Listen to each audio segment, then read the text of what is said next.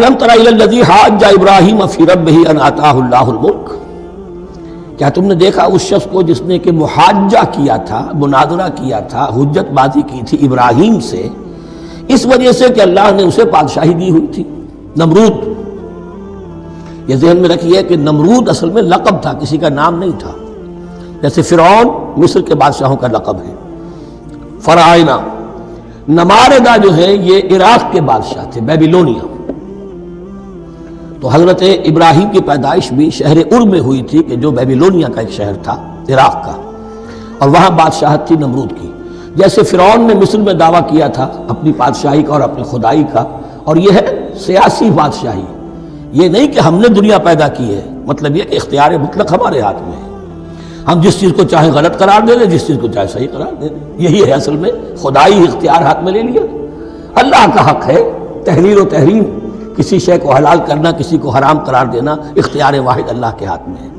جس شخص نے بھی اپنے ذمہ لے لیا، قانون سازی کا اختیار لے لیا اللہ کے قانون سے آزاد ہو کر، وہی طاغوت ہے، وہی شیطان ہے، وہی نمرود ہے، وہی فرعون ہے۔ تو اس نے، وہ نمرود نے کہا، محاجہ کیا، اس قال ابراہیم ربی الذی یحیی و یمیت، میرا رب تو وہ ہے جو زندہ کرتا ہے اور مارتا ہے۔ قال انا احیی و امیت، انہوں نے کہا میں بھی کر سکتا ہوں۔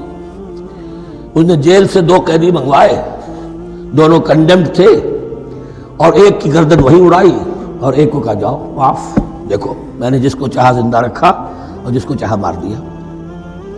حضرت ابراہیم نے دیکھا کہ یہ کٹ حجتی پر اترا ہوا ہے، تو العجوبۃ المسکتہ، جواب ایسا دیا جانا چاہیے کہ جو اس کو چپ کر دے۔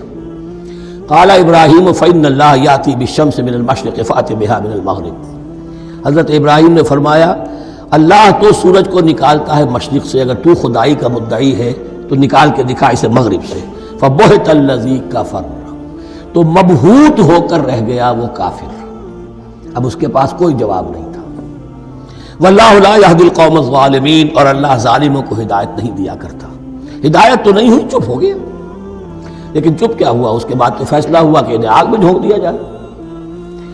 او کالذی مر علی قریۃ وہی خاویۃ علی عروشہا، یا پھر اس شخص کے واقعے کو ذرا یاد کرو، کیا تم نے نہیں دیکھا کہ جس کا گزر ہوا ایک بستی پر اور وہ اوندھی پڑی ہوئی تھی اپنی چھتوں پر۔ اگرچہ مختلف تفاسیر میں مختلف آپ کو شاید اس کی تعبیرات ملے، یہ اصل میں ہوا ہے کہ جب نمرود، جس کا نام تھا بخت نصر، نیبوکیڈنیزر، اس نے 586 قبل مسیح میں، حضرت مسیح سے 586 قبل، اس نے حملہ کیا فلسطین پر۔ دیکھیے عراق اور فلسطین کی، اسرائیل کی اور عراق کی اس وقت بھی سب سے بڑی دشمنی ہے آپس میں، وہی دشمنی جو ہے 2500 سال پرانی بھی ہے۔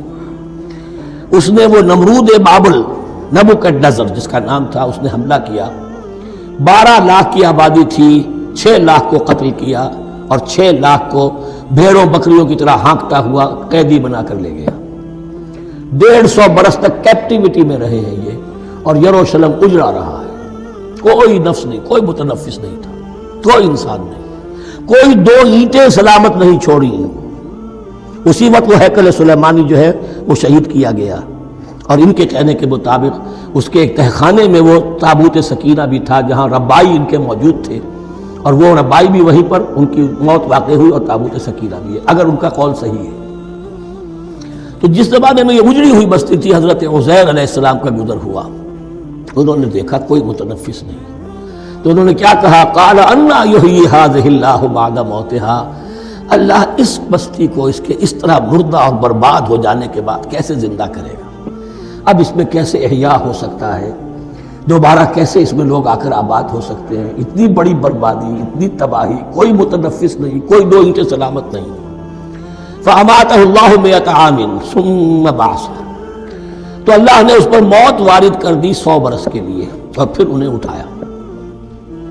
قَالَ كَمْ لَبِثْتَ، سوال کیا کتنے عرصے رہے ہو یہاں؟ حضرت عزیر جو ہیں، چونکہ جو رینائسنس ہوا ہے تاریخ بنی اسرائیل میں، اس کے نقیب، اس کے اصل جو بنیاد ہے وہ یہ ہے۔ انہوں نے پھر اصلاح کی، جو زوال ان میں آیا تھا اخلاقی اور دینی، پھر یہ اٹھے کمر کس کر، جب اللہ تعالیٰ نے یہ مشاہدات کرا دیے، اور پھر جا کر وہاں تبلیغ کی اور دعوت کی دی، اور وہ ان یہودیوں کے اندر جو کیپٹیوٹی میں تھے انہیں پھر اصل دین کی تعلیم دی، روح دین کو زندہ کیا، تو گویا کہ وہاں سے پھر ان کا احیاء ہوا ہے۔ کب لبستہ، کتنے عرصے رہے ہوگے تم؟ قال لبثت یوما و بعض یوم، اب اس کو ایسے محسوس ہوا جیسے سویا تھا تھوڑی دیر کے لیے، میں ایک دن رہا ہوں یا دن کا کچھ حصہ۔ قال بل لبثت مئۃ عام، نہیں، اللہ نے فرمایا نہیں، تم 100 سال رہے ہو۔ فانظر الی طعامک و شرابک لم یتسنہ، تو ذرا اپنے کھانے اور جو مشروب تمہارے ساتھ تھا سفر میں، ذرا اس کو دیکھو، ان کے اندر کوئی بساند پیدا نہیں ہوئی، سڑے نہیں ہیں، ان کے اندر کوئی خرابی پیدا نہیں ہوئی۔ وانظر الی حمارک، آپ دوسری طرف اپنے گدھے کو دیکھو جو تمہاری سواری کا گدھا تھا۔ وَلَنَجْعَلَكَ آیَةً لِلنَّاسِ، وہ بالکل ختم ہو چکا تھا، اس کی ہڈیاں ہی رہ گئی تھی، گوشت گل چکا تھا، کچھ نہیں تھا، 100 برس۔ وانظر الی حمارک وَلِنَجْعَلَكَ آیَةً لِلنَّاسِ، اور ہمیں تو بنانا ہے تجھے ایک نشانی لوگوں کے لیے، یعنی خود اے عزیر تمہیں ایک نشانی بنانا ہے، اور تمہیں نشانی بنانے کے لیے یہ نشانی ہم تمہیں دکھا رہے ہیں تاکہ یقین جو ہے، یقین کامل تمہارے اندر پیدا ہو جائے۔ وانظر الی حمارک ولنجعلک آیۃ للناس وانظر الی العظام، اب دیکھو ان ہڈیوں کو، کیف ننشزھا، کیسے ہم انہیں اٹھاتے ہیں، ابھارتے ہیں، وہ ہڈیاں خود ابری اور جڑ کر کھڑی ہو گئی۔ ثم نکسوھا لحما، پھر دیکھو تمہاری نگاہوں کے سامنے اس کو گوشت پہناتے ہیں۔ فلما تبین لہ، جب یہ سب اس کے سامنے واضح ہو گئی بات، مشاہدہ بھی کر لیا، قال اعلم ان اللہ علی کل شیء قدیر، ان کا میں نے پوری طرح جان لیا، مجھے پورا یقین قابل حاصل ہو گیا کہ اللہ ہر شے پر قادر ہے، یعنی وہ اس اجڑی ہوئی بستی کو بھی دوبارہ آباد کر سکتا ہے۔ جو میں نے سمجھا تھا کہ اب یہ کیسے آباد ہوگی، یہ بات نہیں ہے، یہ آبادی اللہ تعالیٰ کے اختیار میں۔ چنانچہ اس کے بعد ہوا، اس لیے کہ اس کے بعد واقعہ تو یہ ہوا کہ جو ایران کا بادشاہ تھا کیخورس یا سائرس، جن کو کہ قرآن مجید ذوالقرنین کہتا ہے، جن کا تذکرہ سورہ کہف میں آئے گا۔ پھر آپ کو معلوم ہے کہ یہ پیلسٹائن، ادھر عراق کے بعد ایران، دشمنیاں تو تھیں۔ کیخورس نے حملہ کیا بابل پر، عراق پر، اور دشمن کا دشمن دوست ہوتا ہے، تو یہودیوں کو اجازت دے دی، کیپٹیوٹی سے اجازت دے دی، جاؤ تم واپس جاؤ، اپنا شہر دوبارہ بناؤ۔ چنانچہ وہ گئے، اور پھر انہوں نے جا کر وہاں پر 136 سالوں میں ان کی دوبارہ جو ہے یہ بستی بسی، اور پھر یروشلم کو انہوں نے آباد کیا، اور پھر انہوں نے وہاں ہیکل سلیمانی دوبارہ بنایا، جس کو وہ سیکنڈ ٹیمپل کہتے ہیں۔ وہ سن 70 عیسوی میں ٹائٹس رومن جنرل کے ہاتھوں تباہ ہوا تھا، جو اب تک تباہ ہوا پڑا ہے۔ 1927 برس سے ان کا کعبہ زمین بوس ہے، یہ نوٹ کر لیجئے اس بات کو۔ اسی لیے آگ لگی ہوئی ہے آج دنیا بھر کے یہودیوں کے دلوں میں۔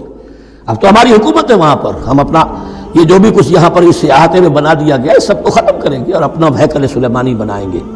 اس کے بلو پرنٹس بن چکے ہیں، نقشے بن چکے ہیں، ہر چیز تیار ہے، بس کسی دن کوئی ایک دھماکہ ہوگا، کوئی بم جو ہے کہیں پر پلانٹ کیا جائے گا، خبر آ جائے گی کہ کسی فینیٹک نے کہیں وہاں پر جا کر رکھ دیا، جیسے ایک فینیٹک گیا تھا مسجد الخلیل میں اور 70 مسلمانوں کو شہید کر کے خود بھی اس نے خودکشی کر لی تھی، اور ڈاکٹر تھا، امریکن ڈاکٹر گولڈسٹین۔ اسی طریقے کا کوئی فینیٹک جائے گا اور وہ اس کو گرا دے گا، پھر کہیں گے جب یہ گر ہی گیا ہے، جیسے مسجد ایودھیا کا معاملہ ہے، اب گر گئی ہے تو بھائی ہمیں رام مندر بنانے دو، کاہے کو تم اب یہ مسجد کاہے کو بناتے ہو، وہ ہوگا۔ اور یہ میں سمجھتا ہوں کہ چند ہفتوں کی، یہ چند مہینوں کی بات ہے، یہ ہونے والا ہے فوراً۔